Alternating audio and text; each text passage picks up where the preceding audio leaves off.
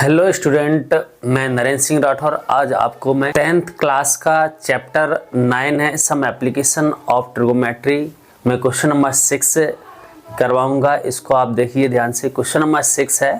6 में इन्होंने बोला है 1.5 metre tall is standing at some distance from a 30 meter tall building. The angle of elevation from his eyes to the top of the building increased from 30 degree to 60 degree. As he walks towards the building, find the distance he walked toward the building. एक इसमें क्या है, एक boy है जिसकी height कितनी है 1.5 metre है। एक बॉयस है जिसकी हाइट कितनी है 1.5 मीटर है। इसको मैंने मान लिया कि एक जी क्या है, एक लड़का है जिसकी 1.5 मीटर हाइट है और एक बिल्डिंग है और बिल्डिंग की तरफ क्या कर रहा है, वो दौड़ रहा है। इस तरीके से वो दौड़ रहा है। नीचे क्या हो जाएगा, ग्राउंड हो जाएगा। बच्चा यहाँ से बिल्डिंग की तरफ दौड़ा और बिल्डिंग की जो हाइट थी, बिल्डिंग की हाइट कितनी है 30 मीटर है। ग्राउंड से टॉप तक बिल्डिंग की हाइट कितनी है 30 मीटर। अब यहाँ से जब ये बच्चा दौड़ा, बिल्डिंग की साइड गया, टूवर्ड गया, तो सम डिस्टेंस यहाँ पर पहुंचा। बच्चा यहाँ पर पहुंचा और इसके टॉप से बिल्डिंग के टॉप पर जो एंगल बन रहा है वो कितने डिग्री का बन रहा है, 30 डिग्री का बन रहा है। यहाँ पर कितने डिग्री का, 30 डिग्री का एंगल बन रहा है। और बच्चा यहाँ से यहाँ पहुंचा तो अब एंगल 30 से कितना बनने लगा, 60 डिग्री का एंगल बनने लगा। बच्चा यहाँ पहले खड़ा था, 30 डिग्री का एंगल बन रहा था। यहाँ से बच्चा यहाँ पर गया, थोड़ा सा वो चला, चलने के बाद यहाँ पर पहुँचा तो एंगल कितने डिग्री का बनने लगा, 60 डिग्री का एंगल बनने लगा। एक बात बताऊं मैं, जितना आप ऑब्जेक्ट के पास में जाओगे, ऑब्जेक्ट मीन्स बिल्डिंग की साइड जाओगे, जितना इस साइड जाओगे एंगल की वैल्यू उतनी क्या होगी, इंक्रीज होती जाएगी। और जितना उससे दूर हटोगे उतना एंगल की जो वैल्यू होगी वो कम होती जाएगी, डिक्रीज होती जाएगी। अब इन्होंने जी बोला है कि बच्चा यहाँ से यहाँ तक पहुँचा तो कितनी उसने डिस्टेंस कवर की। तो इसको पहले हम नाम देते हैं ए, इसको मान लिया, इसको बी, सी, डी, ई, एफ, इसको जी मान लो। पॉइंट आप अपने हिसाब से ले सकते हो, A B C D X Y Z जो भी आप लेना है आप अपने हिसाब से ले सकते हो। बच्चा क्या हुआ, यहाँ से यहाँ तक पहुंचा तो उसने कितनी डिस्टेंस कवर की, तो हम इसको लेट कर लेते x मीटर और इसको हमने लेट कर लिया कितना y मीटर। तो जी ऊपर भी जी कितना हो जाएगा, x हो जाएगा और नीचे ये भी कितना हो जाएगा, y हो जाएगा, क्योंकि ये दोनों आपस में जी इसके इक्वल है, ये वाली इसके इक्वल है।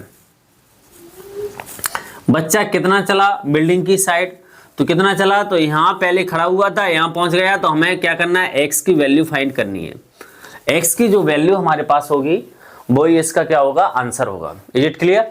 तो चलो इसको पहले हम सॉल्व करते हैं। इसमें देखिए लेट करेंगे क्या, E F is a height of a boy. एक ई एफ क्या है कि हाइट है, and A C is a building. AC क्या है, एक बिल्डिंग है। अब एक बताओ, यहाँ पे जैसे ये 1.5 मीटर बच्चे की हाइट थी, 1.5 मीटर, तो ये भी 1.5 मीटर होगी, क्योंकि ये है तो इसके ही इक्वल। अगर मैं इसकी बात करूं तो ये भी कितनी होगी, 1.5 मीटर होगी हाइट, क्योंकि ये 1.5 मीटर हाइट है तो ये भी 1.5 मीटर हाइट होगी। अगर मैं इतनी सिर्फ डिस्टेंस की बात करूं कि कहां से यहां से लेके यहां तक, तो कितनी होगी, तो टोटल हमारे पास हाइट कितनी है, टोटल हमारे पास यहां से लेके यहां तक 30 मीटर है। और अगर मैंने ए से लेके बी तक आपसे हाइट पूछी तो 30 में से 1.5 मीटर माइनस हो जाएगी, तो कितनी बचेगी, 28.5 मीटर बचेगी। Got it? 30 में से 1.5 मीटर माइनस हो जाएगी तो 28.5 मीटर हाइट बचेगी। तो यहाँ पे क्या लिखेंगे, हमारे पास ई एफ इक्वल टू क्या, जी डी इक्वल टू क्या, बी सी कितना होगा 1.5 मीटर होगा।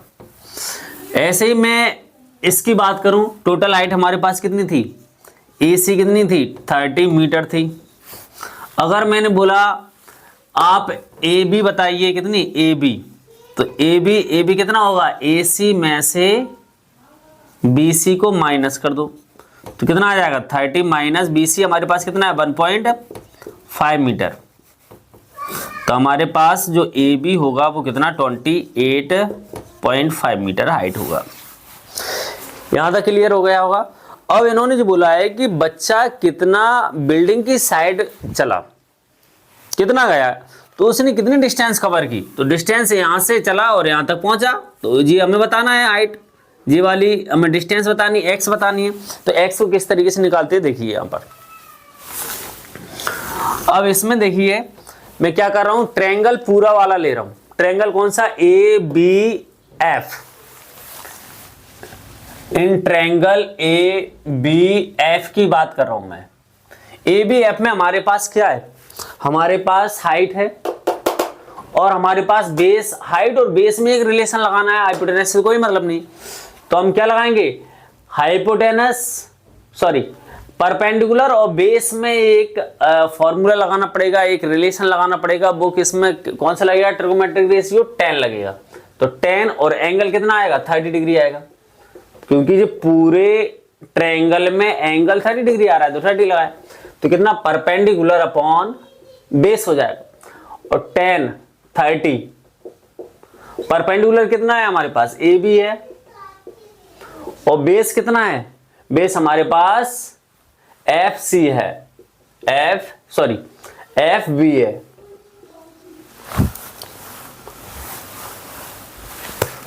यहां तक बात क्लियर। इसमें हम वैल्यू पुट करते हैं, tan 30 की वैल्यू कितनी होती है 1/√3 होती है। और AB हमारे पास कितना है 28.5 है और FB हमारे पास कितना है x प्लस बाय है। तो यहां पे लिख देंगे x प्लस बाय, तो क्रॉस मल्टीप्लाई करेंगे तो x plus y equal to 28.5√3।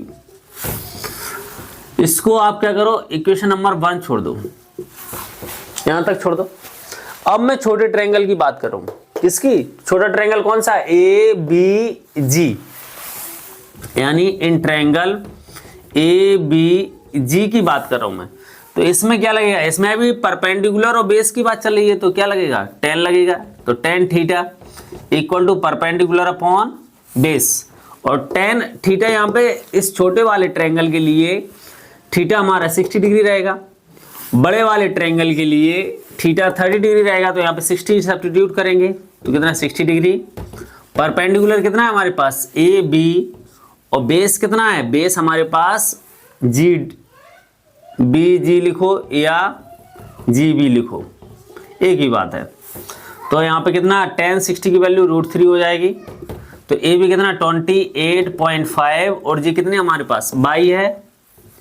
तो अगर मैं 22 की वैल्यू निकालूं तो 22 की वैल्यू कितनी आ जाएगी, 22 इधर भेजना पड़ेगा, √3 उधर करना पड़ेगा, तो 28.5/√3। क्लियर है। अब यहां से 22 की वैल्यू हमारे पास आएगी, 22 की वैल्यू हम 1 में सब्स्टिट्यूट कर रहे हैं। तो पुट द वैल्यू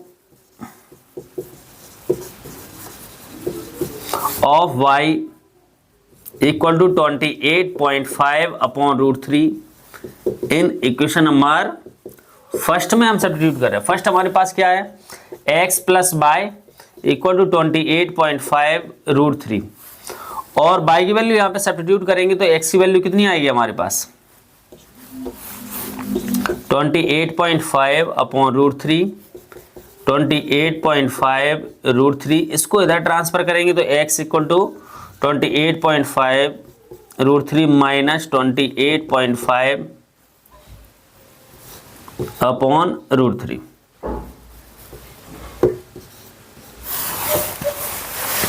इसके अपॉन में कुछ नहीं है तो कितना है 1 है। तो 1 और √3 का एलसीएम कितना आएगा, √3 आएगा। तो √3 हम एलसीएम ले लेते हैं। तो यहां पर x की वैल्यू हमारे पास कितना आ जाएगा, √3 एलसीएम आया √3 एलसीएम आने के बाद 1 का डिवाइड दिया, √3 बार गया, √3 का ऊपर इंटू करेंगे तो √3 इंटू √3 कितना हो जाएगा 28.5 इंटू 3 हो जाएगा, क्योंकि √3 जी है, √3 का और इंटू होगा तो 3 बन जाएगा। माइनस √3 का डिवाइड देंगे एलसीएम में तो 1 बढ़ जाएगा, 1 का इंटू करेंगे 28.5 माइनस 28.5 आएगा। तो x इक्वल टू इसका मल्टीप्लाई करेंगे तो 3 5 या 15, 1 कैरी 3 8 या 24 1 5 25 और 2 कैरी 3 2 या 6 और 2 8 हो जाएगा। तो माइनस 28.5 अपॉन √3। तो x इक्वल टू कितना माइनस करेंगे तो 0 और 8 7 5 ये आ जाएगा। हमारे पास x की वैल्यू आएगी 57 अपॉन √3। अब इसके बाद हम क्या करेंगे, √3 का हम रैशनलाइज करेंगे, क्योंकि √3 हमें डिनोमिनेटर में नहीं चाहिए तो हम रैशनलाइज करेंगे तो 57 √3 अपॉन √3 इंटू √3। तो x की वैल्यू 57 √3 अपॉन 3 आएगा, इससे कट कर दो कितनी बार 19 से कट हो जाएगा, 19 3 या 57। तो x की वैल्यू कितना 19 √3 मीटर आया हमारे पास, क्योंकि मीटर में सारी वैल्यू थी। तो जो बच्चा होगा, जो बॉय है वो E से D पर पहुंचाए या F से G पर पहुंचा, वो कितनी डिस्टेंस कवर की होगी, उसने x कवर की होगी और x हमारे पास कितनी है 19 √3 मीटर है। तो यही हमारा फाइनल आंसर है।